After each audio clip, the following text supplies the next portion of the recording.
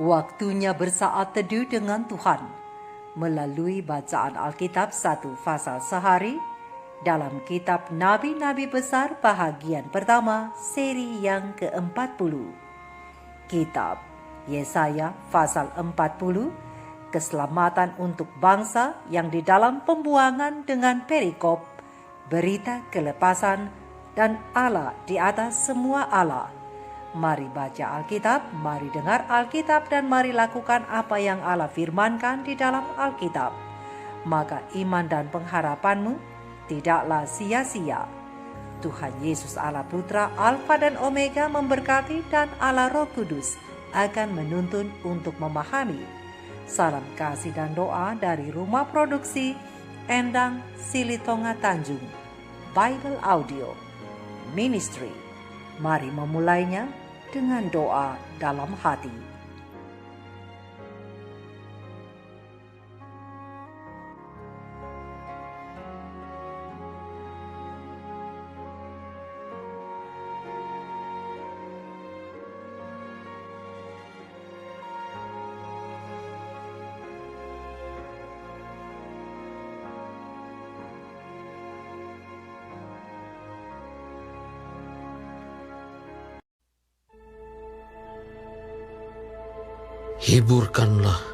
Hiburkanlah umatku. Demikian firman Allahmu. Tenangkanlah hati Yerusalem, dan serukanlah kepadanya bahwa perhambaannya sudah berakhir, bahwa kesalahannya telah diampuni. Sebab ia telah menerima hukuman dari tangan Tuhan 2 kali lipat karena segala dosanya. Ada suara yang berseru-seru, "Persiapkanlah di padang gurun jalan untuk Tuhan. Luruskanlah di padang belantara jalan raya bagi Allah kita.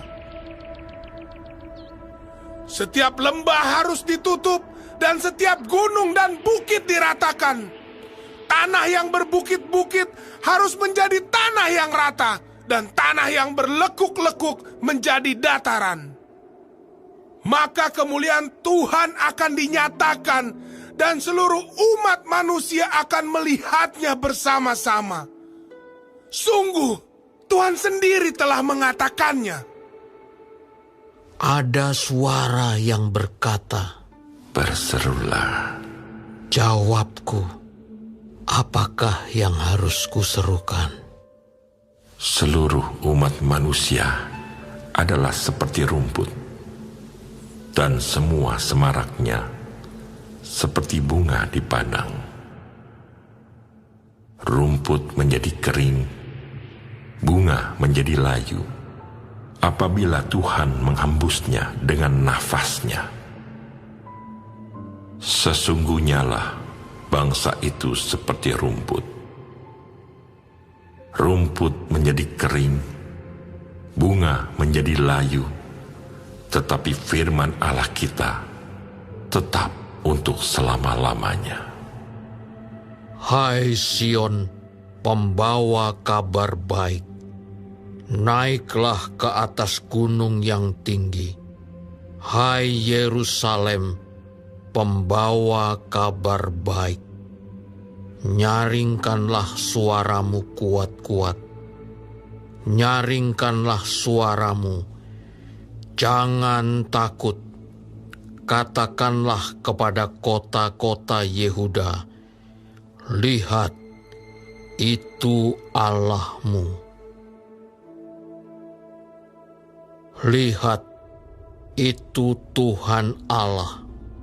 Ia datang dengan kekuatan, dan dengan tangannya ia berkuasa.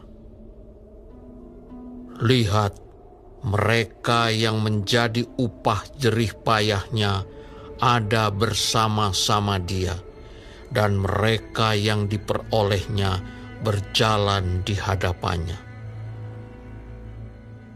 Seperti seorang gembala, ia menggembalakan kawanan ternaknya dan menghimpunkannya dengan tangannya. anak-anak domba di pangkunya. Induk-induk domba dituntunnya dengan hati-hati. Siapa yang menakar air laut dengan lekuk tangannya dan mengukur langit dengan jengkal, menyukat debu tanah dengan takaran, menimbang gunung-gunung dengan dacing, atau bukit-bukit dengan neraca. Siapa yang dapat mengatur roh Tuhan atau memberi petunjuk kepadanya sebagai penasihat? Kepada siapa Tuhan meminta nasihat untuk mendapat pengertian? Dan siapa yang mengajar Tuhan untuk menjalankan keadilan? Atau siapa mengajar dia pengetahuan dan memberi dia petunjuk supaya ia bertindak dengan pengertian? Sesungguhnya bangsa-bangsa adalah seperti setitik air dalam timba dan dianggap seperti sebutir debu pada neraca. Sesungguhnya pulau-pulau tidak lebih dari abu halus beratnya. Libanon tidak mencukupi bagi kayu api, dan marga satwanya tidak mencukupi bagi korban bakaran. Segala bangsa seperti tidak ada di hadapannya. Mereka dianggapnya hampa dan sia-sia saja. Jadi, dengan siapa hendak kamu samakan Allah, dan apa yang dapat kamu anggap serupa dengan Dia? Patungkah tukang besi menuangnya, dan pandai emas melapisinya dengan emas, membuat rantai-rantai perak untuknya? Orang yang mendirikan arca memilih kayu yang tidak lekas busuk, mencari tukang yang ahli untuk menegakkan patung yang tidak lekas goyang. Tidakkah kamu tahu? Tidakkah kamu dengar? Tidakkah diberitahukan kepadamu dari mulanya? Tidakkah kamu mengerti dari sejak dasar bumi diletakkan? Dia yang bertakhta di atas bulatan bumi, yang penduduknya seperti belalang. Dia yang membentangkan langit seperti kain dan memasangnya seperti kemah kediaman. Dia yang membuat pembesar-pembesar menjadi tidak ada, dan yang menjadikan hakim-hakim dunia sia-sia saja. Baru saja mereka ditanam, baru saja mereka ditaburkan, baru saja cangkok mereka berakar di dalam tanah, sudah juga Ia meniup kepada mereka sehingga mereka kering dan diterbangkan oleh badai seperti jerami. Dengan siapa hendak kamu samakan aku, seakan-akan aku seperti Dia, Firman yang Maha Kudus. Arahkanlah matamu ke langit dan lihatlah, siapa yang menciptakan semua bintang itu dan menyuruh segenap tentara mereka keluar, sambil memanggil nama mereka sekaliannya. Satu pun tiada yang tak hadir, oleh sebab Ia Maha Kuasa dan Maha Kuat. Mengapakah engkau berkata demikian, hai Yakub, dan berkata begini, hai Israel? hidupku tersembunyi dari Tuhan, dan aku tidak diperhatikan Allahku. Tidakkah kau tahu dan tidakkah kau dengar? Tuhan ialah Allah kekal yang menciptakan bumi dari ujung ke ujung. Ia tidak menjadi lelah dan tidak menjadi lesu. Tidak terduga pengertiannya. Dia memberi kekuatan kepada yang lelah dan menambah semangat kepada yang tiada berdaya. Orang-orang muda menjadi lelah dan lesu, dan teruna-teruna jatuh tersandung. Tetapi orang-orang yang menantikan Tuhan mendapat kekuatan baru. Mereka seumpama Raja Wali yang naik terbang dengan kekuatan sayapnya. Mereka berlari dan tidak menjadi lesu.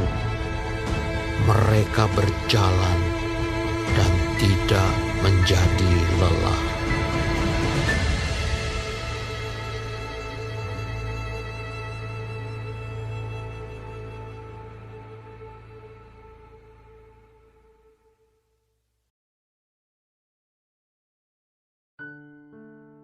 Kita telah menyelesaikan bacaan Alkitab 1 pasal sehari dalam kitab Yesaya pasal yang ke-40.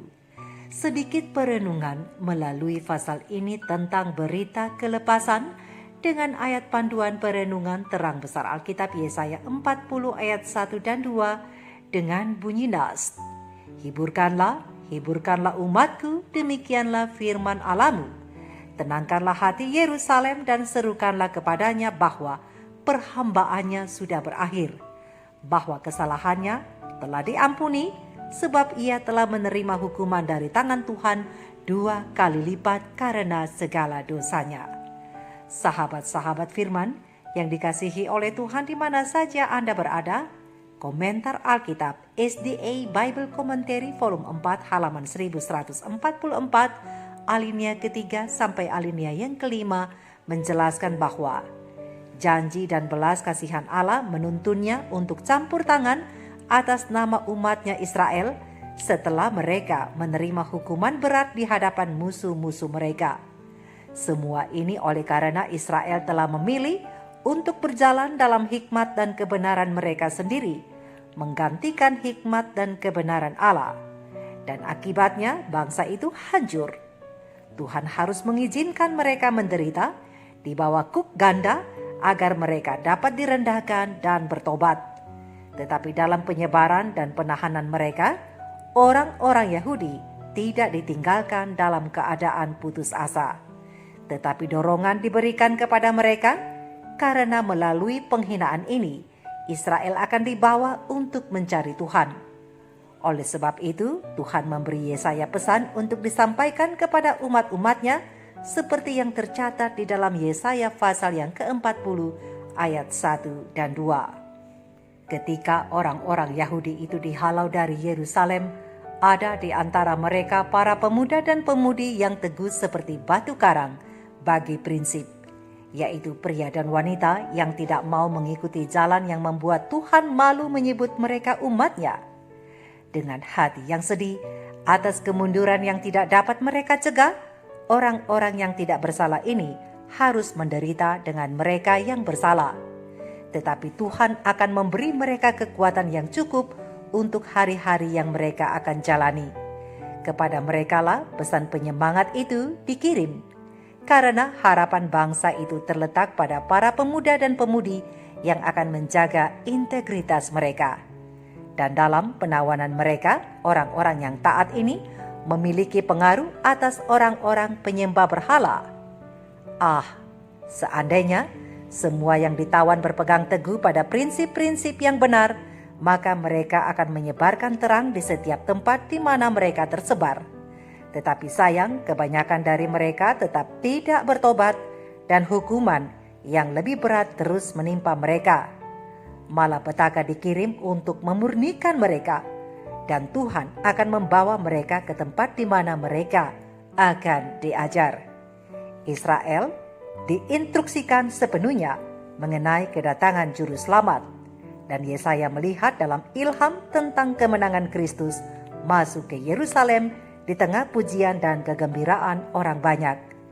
Kata-kata nubuat yang diucapkannya fasih dalam kesederhanaannya berdasarkan terang besar Alkitab Yesaya 40 ayat 9 sampai 11. Maka pasal pada hari ini dimulai dengan kata hiburkanlah, hiburkanlah umatku di ayat yang pertama.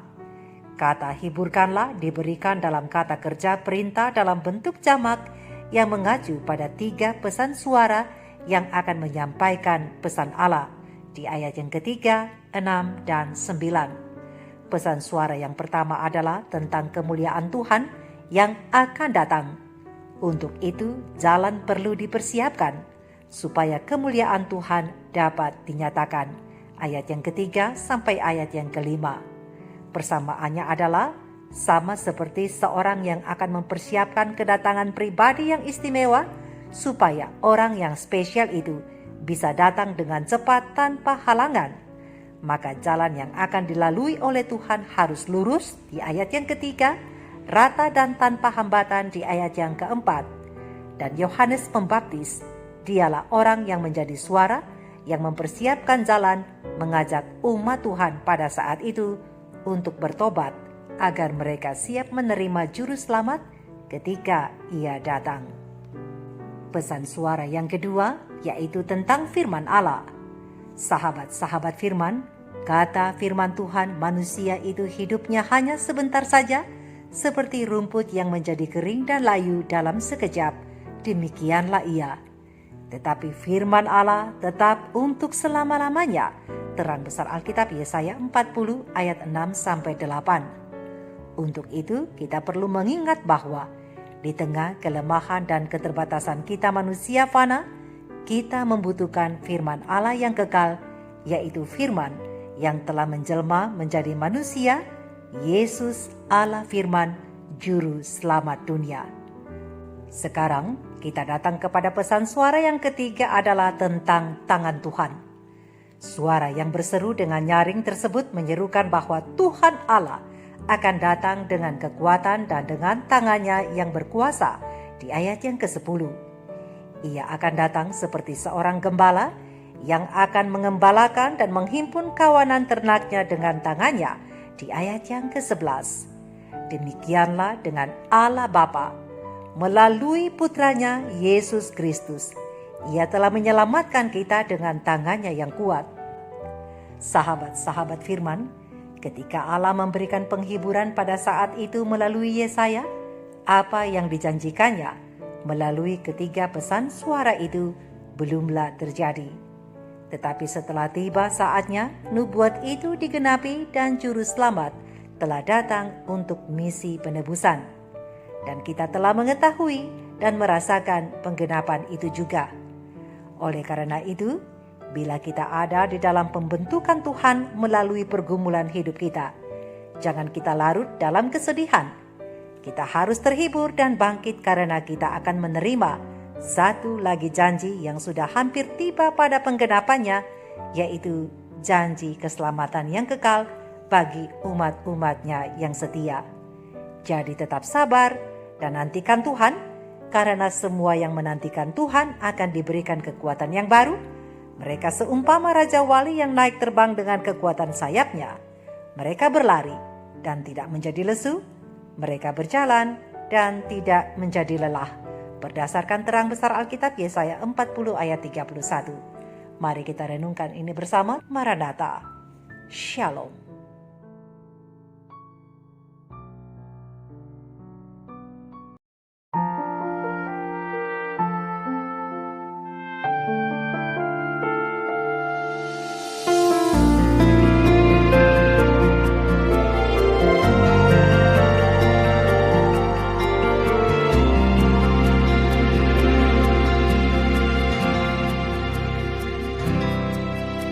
Hanya kepadanya ku kan berlari di saat ku bingung.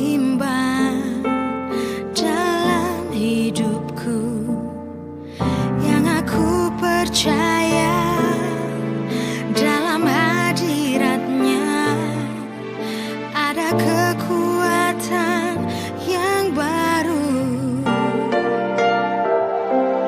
Walau ku melangkah dalam tekanan, badai pencobaan